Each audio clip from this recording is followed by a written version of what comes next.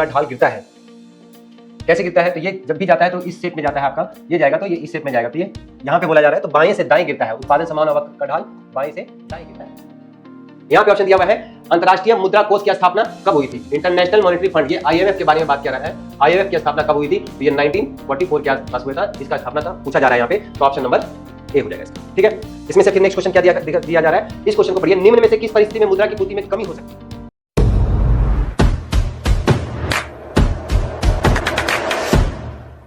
Economics के लिए अभी क्या है, कल आप लोग का एग्जाम है, तो हम लोग मार्केट क्लासेस में ये इकोनॉमिक्स का कुछ MCQ करवाने जा रहे हैं। MCQ को देखिए, एग्जाम कल ही है आप लोग का, इस MCQ से रिलेटेड भी कुछ क्वेश्चन आपसे बन जाएगा, ये दिमाग में रखिए, बहुत इंपॉर्टेंट क्वेश्चन है, सैंपल पेपर का क्वेश्चन है। इसमें क्या क्वेश्चन पूछ रहा है देखिए, पहला बोला जा रहा है उत्पादन संभावना वक्र का ढाल गिरता है। कैसे गिरता है? तो ये जब भी जाता है तो इस शेप में जाता है आपका, ये जाएगा तो ये इस शेप में जाएगा, तो ये यहाँ पे बोला जा रहा है तो बाएं से दाएं गिरता है। उत्पादन संभावना वक्र का ढाल बाएं से दाएं गिरता है, इसको आप याद रखिए, बाएं से दाएं, लेफ्ट टू राइट हो जाएगा। ठीक है, इसके बाद एक आता है दूसरा क्वेश्चन, सीमांत उपयोगिता को ज्ञात किया जा सकता है। Marginal utility can be determined as, कौन सा फॉर्मूला होगा? तो यहाँ पे दिखा रहा है delta TU divided by delta Q। यहाँ पे डेल्टा का मतलब होता है बदलाव, कितना बदल रहा है, चेंज का मतलब, चेंज दिखा रहा है। डेल्टा का मतलब यहाँ पे दिखा रहा है चेंज, तो यहाँ पे बोला change in total utility divided by change in कितना यूनिट्स कंज्यूम हो रहा है, वो दिखाया जा रहा है। तो ये फॉर्मूला बन जाएगा इसका, सीमांत उपयोगिता को ज्ञात किया जा सकता है इस फॉर्मूला से। ठीक है, नीचे एक क्वेश्चन यहाँ पे दिया हुआ है, नीचे दिए गए रेखा चित्र में मांग की लोच है, what is the elasticity of the demand in the line diagram given below. नीचे जो डायग्राम दिया है, मतलब ये डायग्राम का बात कर रहा है, इसमें पूछा जा रहा है अधिक लोचदार, इकाई लोचदार, कम लोचदार, लेस इलास्टिक, पूर्ण लोचदार, इसमें से कौन सा होगा? तो इसमें बोला क्या जा रहा है, डिमांड डायग्राम में जो दिख रहा है इसमें, तो ऐसा अगर ये शेप चल रहा है तो इसका सिंपल सा यही मतलब है कि वहां पे ये बोला जा रहा है कि अगर कोई ऑब्जेक्ट का प्राइस 10% अगर बढ़ रहा है, तो प्राइस अगर 10% बढ़ रहा है तो इसका डिमांड भी क्या होगा, 10% घट जाएगा। तो ये बताया जा रहा है। तो ये किसमें होता है? इकाई लोचदार में, उसी का डायग्राम ये दिया हुआ है, तो यहाँ पे हो जाएगा आंसर इसका यूनिट इलास्टिसिटी। यूनिट इलास्टिसिटी का ही ग्राफ ये दिया हुआ है। ठीक है, नेक्स्ट क्वेश्चन इसका देखते हैं हम लोग, बहुत इंपॉर्टेंट क्वेश्चन यहाँ पे दिख रहा है, आगत को निर्गत में परिवर्तन करने की प्रक्रिया को क्या कहा जाता है? The process of converting input into output. Input से आउटपुट में कन्वर्ट करने की प्रक्रिया को क्या कर सकते हैं? आप सिंपल समझिए कि यहाँ पे कोई फैक्ट्री लगा हुआ है, इसमें आप कुछ इनपुट डाल रहे हैं, तो इससे कुछ प्रोडक्ट आउटपुट निकल रहा है, तो सिंपल सा ये क्या हो जाएगा, प्रोडक्शन हो जाएगा। तो प्रोडक्शन इसका ऑप्शन हो जाएगा, प्रोडक्शन मतलब उत्पादन हो जाएगा, तो यहाँ पे ऑप्शन नंबर बी हो जाएगा। ठीक है, नेक्स्ट क्वेश्चन देखते हैं, इसमें किसी परिवर्तित साधन L का औसत उत्पादन ज्ञात करने का सूत्र क्या होता है? तो ये फॉर्मूला हो जाएगा Q/L, यहाँ पे Q/L हो जाएगा। ये फॉर्मूला ही बस आप याद रख लीजिए, एग्जाम कल है, ज्यादा टाइम आप लोग के पास है नहीं। नेक्स्ट क्वेश्चन में दिया जा रहा है, पूर्ण पूर्ति के नियम को निम्नलिखित में कौन सा फलन प्रदर्शित करता है? फलन जो आप पढ़े होंगे, फलन फंक्शन को बोला जा रहा है, यहाँ पे कौन सा फंक्शन इसमें रिप्रेजेंट हो रहा है? तो यहाँ पे हो जाएगा ये आपका S equals to function of T, S equal to function of P, ये आपको याद रखना है, कौन सा प्रदर्शित कर रहा है, तो S equal to function of P। ठीक है, नेक्स्ट इसमें क्वेश्चन क्या दिया जा रहा है, निम्नलिखित में किसने कीमत निर्धारण प्रक्रिया पे समय तत्व का विचार प्रस्तुत किया था? इसमें आंसर जो आ जाएगा आपके पास, ये मार्शल होना चाहिए आंसर, आप एक बार देख लीजिएगा, इसमें मार्शल आंसर होगा। Who among the following propose the idea of the time element in the pricing process, तो क्या हो जाएगा इसका, मार्शल का बात कर रहा है। ठीक है, नेक्स्ट क्वेश्चन इसका देखते हैं हम लोग, बहुत शॉर्ट में ही इसका ऑप्शन सब देख लीजिए, बहुत जल्दी ही, अब एग्जाम में टाइम आप लोग का नहीं बचा हुआ है। नेक्स्ट क्वेश्चन क्या दिख रहा है, एकाधिकार मूल्य विभेद की महत्वपूर्ण शर्त क्या क्या है? इसमें पूछा जाए what is the important condition of the monopolistic price differentiation. बाजार, पहला ऑप्शन दिया है बाजार का पृथक होना, सेपरेशन ऑफ मार्केट। दूसरा दिया है क्रय शक्ति में भिन्नता, वेरिएशन ऑफ परचेजिंग पावर। तीसरा दिया मांग की लोच में भिन्नता, variation in elasticity of demand. और तीसरा दिया है उपयुक्त सभी। तो ये मोनोपोली मार्केट का ही कंडीशन होता है, इसमें ऑल ऑफ दीज हो जाएगा, उपयुक्त सभी। ठीक है, एक बार ऑप्शन पढ़िए और ऑप्शन को याद रख लीजिए। ठीक है, क्या क्या इसमें, अब आपको इसमें सब्जेक्टिव बनाना होगा तो ये ऑप्शन याद रहेगा, तो आप इसके थ्रू भी उसको एक्सपेंड कर सकते हैं, अपना आंसर को ज्यादा वर्ड्स में बना सकते हैं। ठीक है, अब यहाँ पे क्या बोला जा रहा है, प्रतिस्पर्धा रहित बाजार में मांग वक्र होता है, तो इसमें क्या हो जाएगा, औसत आगम वक्र होता है, एवरेज रेवेन्यू कर्व, ये ऑप्शन हो जाएगा इसका। ठीक है, एक क्वेश्चन यहाँ पे दिया हुआ है, the general theory of the employment interest and money नामक पुस्तक कौन लिखा हुआ है? अब किसके द्वारा यह बुक लिखा गया है? तो ये आपको पहले भी वीडियो में बनाए हुए थे, JM किन्स के द्वारा लिखा गया है, the employment interest and money. इस बुक का नाम लिखने वाले कौन है? जेएम किन्स के बारे में बोला जा रहा है। ठीक है, नेक्स्ट क्वेश्चन इसका देखते हैं हम लोग। इसमें दिया गया है किसी देश में एक दिए हुए वर्ष में उत्पादन के साधन के द्वारा उत्पादित अंतिम वस्तु और सेवाओं के बाजार मूल्य को क्या कहा जाता है? अंतिम वस्तु, फाइनल गुड्स के बारे में कल भी डिस्कशन किए थे वीडियो में, तो यहाँ पे बोला जा रहा है फाइनल गुड्स जो होगा उसमें जो मूल्य, बाजार मूल्य को क्या कहा जाता है? द इंग्लिश ऑप्शन पढ़िए इसको। What is the market value of the final goods and service produced by the means of production in the given year in a country is called, क्या बोलते हैं उसको? जीडीपी बोलते हैं, शुद्ध घरेलू नेट, एनडीपी बोलते हैं उसको, शुद्ध घरेलू उत्पाद, या राष्ट्रीय आय, या व्यक्तिगत आय, पर्सनल इनकम बोलते हैं। तो इसको हम लोग क्या बोलते हैं? इसी को हम लोग बोलते हैं जीडीपी। तो ये जीडीपी का ही क्वेश्चन आया हुआ है, ऑप्शन हो जाएगा इसका जीडीपी। ठीक है, नेक्स्ट क्वेश्चन देखते हैं। इसमें पूछा जा रहा है, बहुत ही सिंपल क्वेश्चन है इसका, ऑप्शन बस याद रखें। रिजर्व बैंक ऑफ इंडिया की स्थापना कब हुई थी? तो रिजर्व बैंक ऑफ इंडिया की स्थापना जो यहाँ पे हो जाएगा वो 1935 में हुई थी। ये पूछा जाता है क्वेश्चन बहुत बार, 1935 ऑप्शन में पूछा जा रहा है। ठीक है, इसके बाद क्या हो जाएगा? खुली अर्थव्यवस्था में सामूहिक मांग की निम्न में से कौन सा तत्व है? Which of the following are the elements of collective demand in the open economy? Open economic बोला जाए यहाँ पे खुली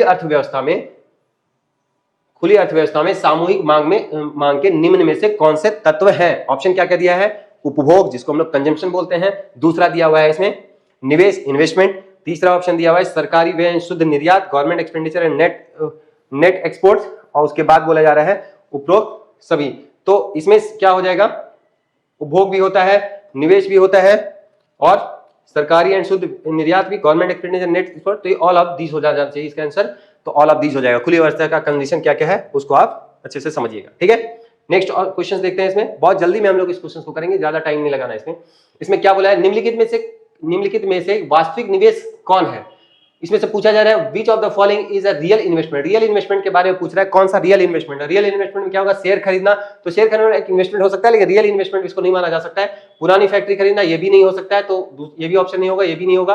भवनों का निर्माण, ये क्या हो जाए? कंस्ट्रक्शन ऑफ बिल्डिंग जो होगा ये रियल इन्वेस्टमेंट में आता है। बैंक में जमा खाता खोलना ये इन्वेस्टमेंट में नहीं आएगा। तो मेन ऑप्शन इसका हो जाएगा भवनों का निर्माण या कंस्ट्रक्शन ऑफ बिल्डिंग। इसी को हम लोग बोलेंगे क्या? वास्तविक निवेश, रियल इन्वेस्टमेंट के नाम से जाना जाता है। तो कंस्ट्रक्शन ऑफ बिल्डिंग या भवनों का निर्माण। ठीक है, नेक्स्ट इसमें क्या बोला जा रहा है? भारतीय संविधान के किस अनुच्छेद का संबंध बजट से है? बजट से इसमें क्या 108 है? 108 नहीं है। अनुच्छेद 248 ये भी नहीं है। 356 तो ये तो अमेंडमेंट से रिलेटेड, ये तो क्या बोलते हैं, इमरजेंसी से रिलेटेड है। लेकिन यहाँ पे क्या दिख रहा है? आर्टिकल 112। तो 112 जो दिख रहा है, अनुच्छेद 112, ये किससे रिलेटेड है?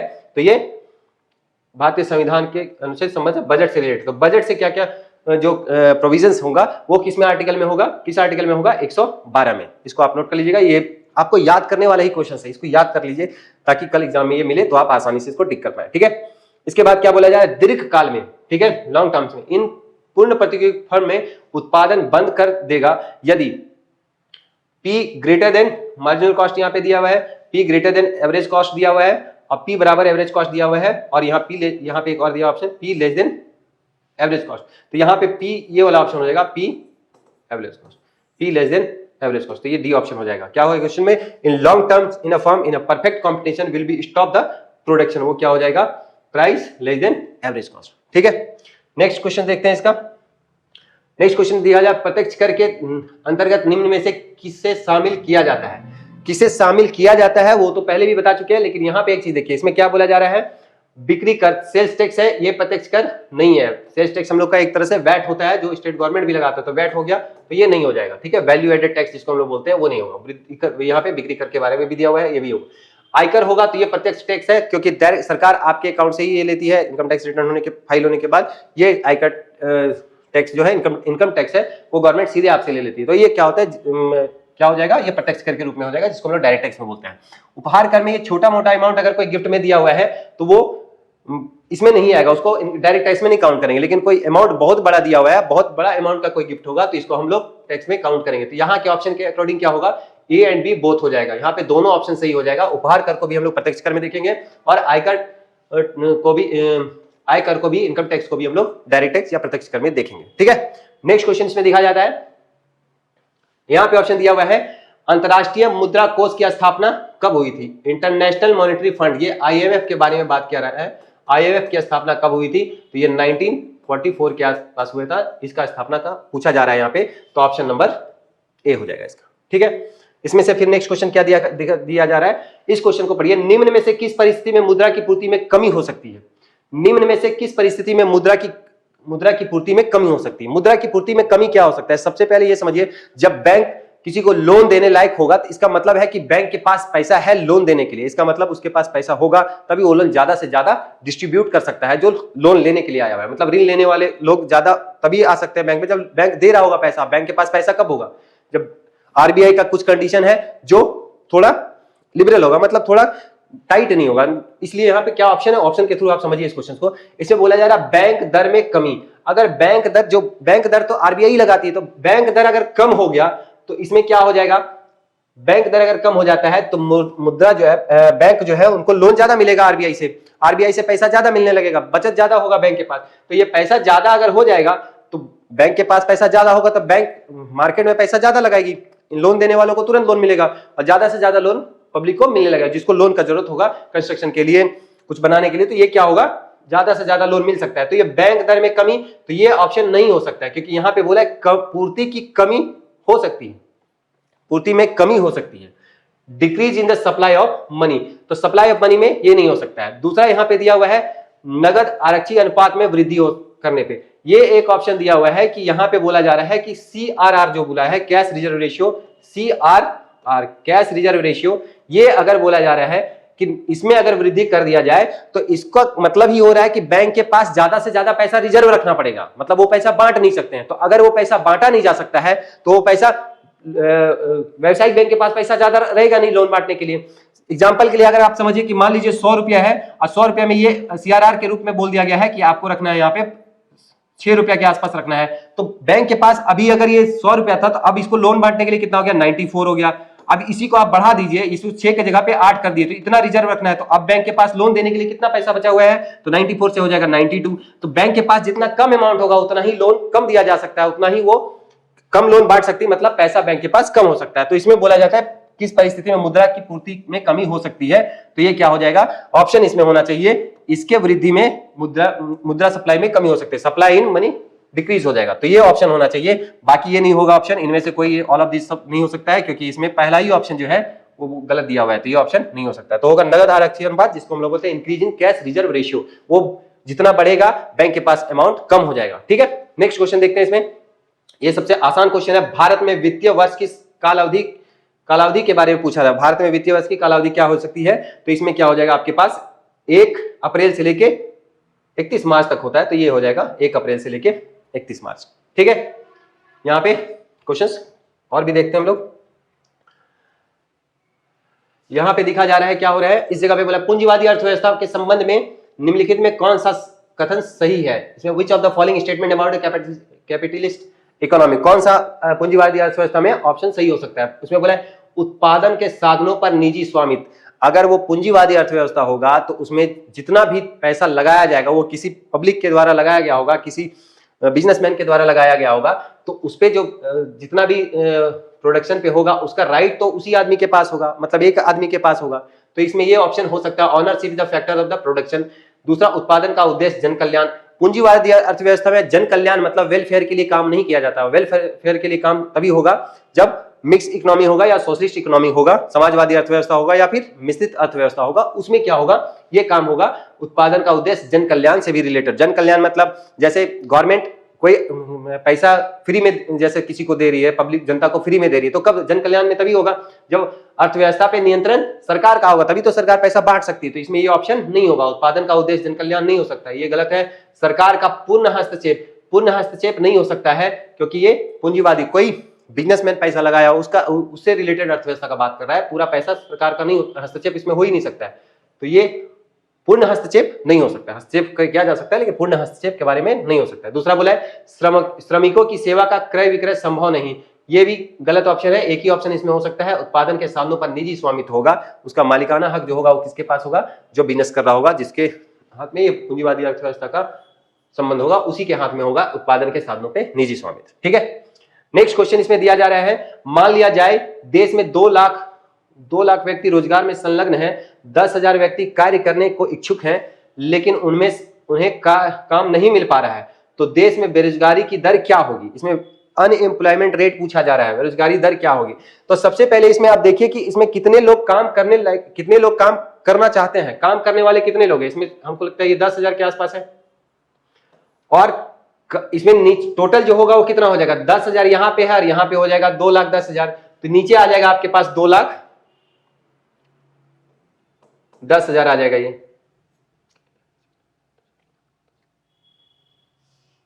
इसमें हो जाएगा आपका, 1 मिनट, 2 लाख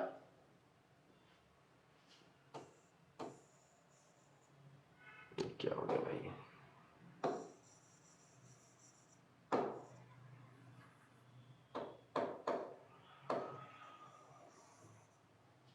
इसमें बोला जा रहा है 10,000 हो गया, और नीचे बोला जा रहा है 2,10,000,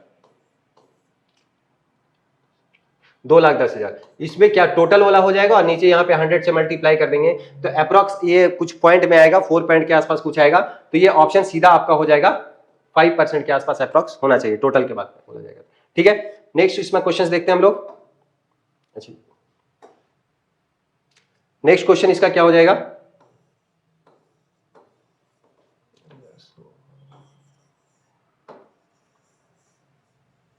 नेक्स्ट क्वेश्चन इसमें क्या बोला जा रहा है, मुद्रा के स्थैतिक और गत्यात्मक कार्यों का विभाजन किया है, किसने किया है। तो इसमें याद रखना आपको रेगनर फ्रिस के द्वारा किया गया है।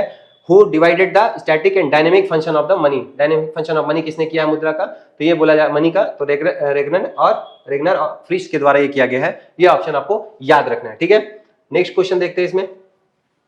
इसमें बोला जा रहा है आय के वृत्ताकार प्रभाव मॉडल में विक्रेता को क्रेता के वस्तु या सेवाओं का प्रभाव क्या कहा जाता है। तो इसमें कहा जाता है ये वास्तविक प्रभाव बोला जाएगा, इसमें एक्चुअल फ्लो बोला जाएगा। इसमें in circular flow model of income the flow of goods and service from seller to buyer is called वास्तविक प्रभाव या एक्चुअल फ्लो बोला जाएगा। ठीक है, नेक्स्ट क्वेश्चन देखते हैं। इसमें मुद्रा ने दूर किया, क्या दूर किया, करेंसी हैज एलिमिनेटेड। करेंसी जब भारत में आया तो पहले बार्टर सिस्टम चल रहा था, बार्टर सिस्टम हटने के बाद करेंसी आया, तो करेंसी आने के बाद बार्टर सिस्टम हटा। तो बार्टर सिस्टम क्या किया, वस्तु विनिमय प्रणाली से आने से क्या फायदा हुआ, मुद्रा आने से क्या, उसको हटने से क्या फायदा हुआ। तो इसमें ये हुआ होगा कि वस्तु विनिमय प्रणाली की कठिनाइयों को, ये कठिनाई the difficulties of barter system ये खत्म होगा, यही होगा। आर्थिक बुराइयां ये पॉसिबल नहीं है, सामाजिक बुराइयां तो बिल्कुल नहीं है। समाज के लोग कैसे सुधर जाएंगे, पैसा आने से नहीं सुधर, पैसा आने से तो और समाज बिगड़ता भी है ज्यादातर, तो ये तो पॉसिबल ही नहीं है। आर्थिक बुराइयों का ये भी नहीं हो सकता, सरकार की समस्याओं का प्रॉब्लम नहीं, ये भी नहीं हो सकता है। हो सकता है थोड़ा, लेकिन ज्यादातर ये चांसेस है कि वस्तु विनिमय प्रणाली की कठिनाइयों को खत्म किया है, दूर किया है, एलिमिनेट किया है। क्या, वस्तु विनिमय प्रणाली जो लेन देन था उसको ये बहुत आसान बना दिया, सुगमता के साथ हम लोग लेन देन कर सकते हैं, कोई भी वस्तु का विनिमय कर सकते हैं, खरीद सकते हैं और बेच सकते हैं। ठीक है, तो ये ऑप्शन हो जाएगा, मुद्रा ने क्या दूर किया, वस्तु विनिमय प्रणाली की कठिनाइयों को दूर किया है। ठीक है, नेक्स्ट क्वेश्चन इसका देखते हैं। इसमें बोला जा रहा है आय के संतुलन स्तर पर at the equilibrium level of income बचत एंड निवेश बराबर होते हैं। बचत निवेश में कमी होती है, बचत निवेश से अधिक होती है, बचत का निवेश से कोई संबंध नहीं होता है। इसका ऑप्शन होगा, अगर at the equilibrium level of income होगा, आय के संतुलन होगा, तो ये आय, बचत और निवेश बराबर हो सकते हैं। ठीक है, ये ऑप्शन रखना है। नेक्स्ट देखते हैं क्वेश्चन, इसमें क्या बोला जाए, निम्नलिखित में से विनिमय का सर्वमान्य माध्यम कौन सा है। अगर कोई भी चीज खरीद रहे हैं, बेच रहे हैं, तो किसी को सामान देके तो कर नहीं सकते हैं, बार्टर सिस्टम तो लगा नहीं सकते हैं। चेकबुक पॉसिबल नहीं है हर आदमी के पास, वो पैसा देके कोई भी चीज तुरंत खरीदा जा सके, क्योंकि उसको चेकबुक को बैंक में डालिए तो टाइम टेकन ज्यादा है, तो वो तो होगा नहीं। बॉन्ड पेपर, अब हर चीज पे आप बॉन्ड पेपर तो लिख नहीं सकते हैं, तो ये भी ऑप्शन गलत होगा। डिमांड ड्राफ्ट भी नहीं हो सकता है, डिमांड ड्राफ्ट भी बहुत टाइम वाला बैंकिंग सिस्टम से जुड़ा हुआ है। सिंपल सा काम क्या हो जाएगा, मनी, मुद्रा ही जो है विनिमय को एक सर्वमान्य माध्यम माना जा सकता है। मतलब पैसा देके आप कोई भी चीज खरीद सकते हैं, पैसा देके आप कोई भी चीज बेच सकते हैं। ठीक है, नेक्स्ट क्वेश्चन इसमें क्या दिया जा रहा है, पूर्ण प्रतियोगी बाजार में फर्मों की संख्या कितनी होती है। पूर्ण प्रतियोगी बाजार में फर्मों की संख्या 1, 2, अल्प, ऐसा कुछ नहीं है, सीधा हो जाएगा। लार्ज नंबर हो सकता है, बहुत सारे हो सकते हैं, इसमें कोई दिक्कत नहीं है। ठीक है, चलिए इसका नेक्स्ट क्वेश्चन देखते हैं हम लोग। इसमें पूछा जा रहा है निम्न में से समग्र मांग का एक घटक नहीं है। समग्र मांग का एक घटक नहीं है, क्या नहीं होगा। इसमें बोला जा रहा कंजम्पशन एक्सपेंडिचर, इसमें बोला जा रहा है ये हो सकता है। निवेश, इन्वेस्टमेंट व्यय, ये भी हो सकता है। नेट एक्सपेंड, ये भी हो सकता है। ये बोला जा रहा है वित्तीय परिसंपत्तियां में व्यय, ये नहीं हो सकता। बाकी ये सारा ऑप्शन हो सकता है, लेकिन ये ऑप्शन नहीं हो सकता है। तो पूछा नहीं हो सकता है, तो वित्तीय परिसंपत्तियां में व्यय, एक्सपेंडिचर और फाइनेंशियल एसेट्स, इसमें नहीं हो सकता है। ठीक है, दूसरा इसमें नेक्स्ट क्वेश्चन दिख रहा है विदेशी विनिमय दर क्या है। विदेशी विनिमय दर क्या होगा, तो वस्तु की वस्तु में कीमत, वस्तु की मुद्रा में कीमत, वस्तु में कीमत, देसी मुद्रा की विदेशी मुद्रा में कीमत, इसमें कौन सा हो सकता है? विदेशी विनिमय का मतलब क्या हो सकता है? विदेशी, इसमें पूछा what is the foreign exchange rate. Foreign exchange rate क्या हो सकता है? तो देसी मुद्रा की विदेशी मुद्रा में कीमत, price of domestic currency in terms of foreign currency. तो ये ऑप्शन हो जाएगा, इसमें आपको याद रखना है। ठीक है, तो ये थे कुछ इंपॉर्टेंट 30 क्वेश्चंस। इस क्वेश्चंस को आप देखिएगा, इसमें इससे रिलेटेड कुछ क्वेश्चंस को आप खुद से भी बना सकते हैं, खुद से भी लिंक कर सकते हैं। और जो क्वेश्चंस आपसे नहीं बना है अभी भी पढ़िए, इसका ऑब्जेक्टिव बनाइए और ज्यादा से ज्यादा क्वेश्चंस आप एग्जाम में अटेम्प्ट करके आइए, बढ़िया से बना के आइए। सबको शुभकामनाएं हैं द मार्कर की तरफ से। ये वीडियो आज यहाँ पे खत्म होता है। इसके बाद हम लोग नेक्स्ट जब आप एग्जाम देके आइएगा तो इसके बाद का टॉपिक पे हम लोग वीडियो बनाएंगे और अच्छे अच्छे कंटेंट्स के साथ आपके साथ आएंगे। मिलते हैं फिर नेक्स्ट वीडियो में। Thank you.